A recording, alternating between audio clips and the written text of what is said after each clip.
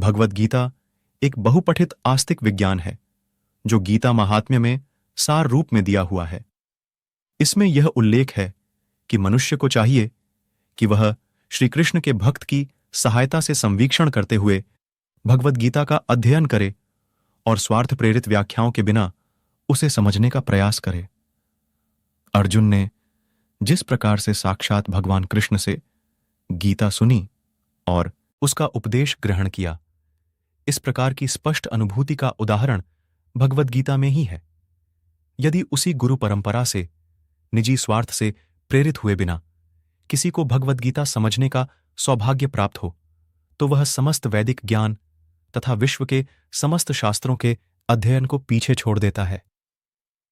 पाठक को भगवद गीता में न केवल अन्य शास्त्रों की सारी बातें मिलेंगी, अपितु ऐसी बातें भी मिलेंगी जो अन्यत्र कहीं उपलब्ध नहीं हैं। यही गीता का विशिष्ट मानदंड है। स्वयं भगवान श्री कृष्ण द्वारा साक्षात उच्चरित होने के कारण यह पूर्ण आस्तिक विज्ञान है। धर्म क्षेत्रे कुरुक्षेत्रे संवेता युयुत्सवः मामकाः पांडवाश्चैव किम कुर्वत संजय।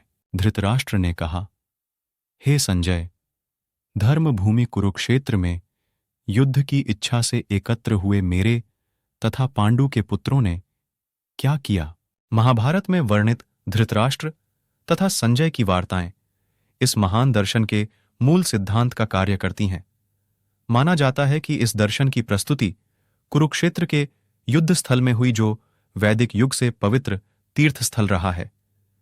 इसका प्रवचन भगवान धर्म क्षेत्र शब्द सार्थक है, क्योंकि कुरुक्षेत्र के युद्ध स्थल में अर्जुन के पक्ष में श्री भगवान स्वयं उपस्थित थे। कौरवों का पिता धृतराष्ट्र अपने पुत्रों की विजय की संभावना के विषय में अत्यधिक संदिग्ध था। अतः इसी संदेह के कारण उसने अपने सचिव से पूछा तथा उसके छोटे भाई पांडु के पुत्र कुरुक्षेत्र की युद्ध भूमि में निर्णयात्मक संग्राम के लिए एकत्र हुए हैं। फिर भी उसकी जिज्ञासा सार्थक है। वह नहीं चाहता था कि भाइयों में कोई समझौता हो, अतः वह युद्धभूमि में अपने पुत्रों की नियति, भाग्य, भावी के विषय में आश्वस्त होना चाह रहा था।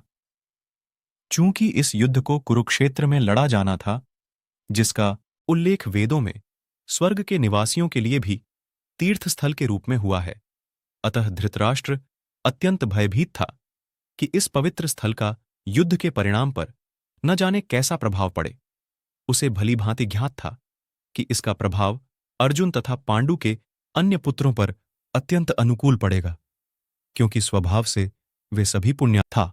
अतः उनकी कृपा से संजय धृतराष्ट्र के कक्ष में बैठे बैठे कुरुक्षेत्र के युद्ध स्थल का दर्शन कर सकता था। इसीलिए धृतराष्ट्र ने उससे युद्ध स्थल की स्थिति के विषय में पूछा। पांडव तथा धृतराष्ट्र के पुत्र दोनों ही एक वंश से संबंधित हैं, किंतु यहां पर धृतराष्ट्र के वाक्य से उसके मनोभाव प्रकट होते हैं।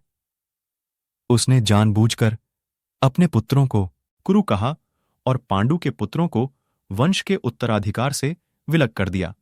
इस तरह पांडु के पुत्रों अर्थात अपने भतीजों के साथ धृतराष्ट्र की विशिष्ट मनस्थिति समझी जा सकती है।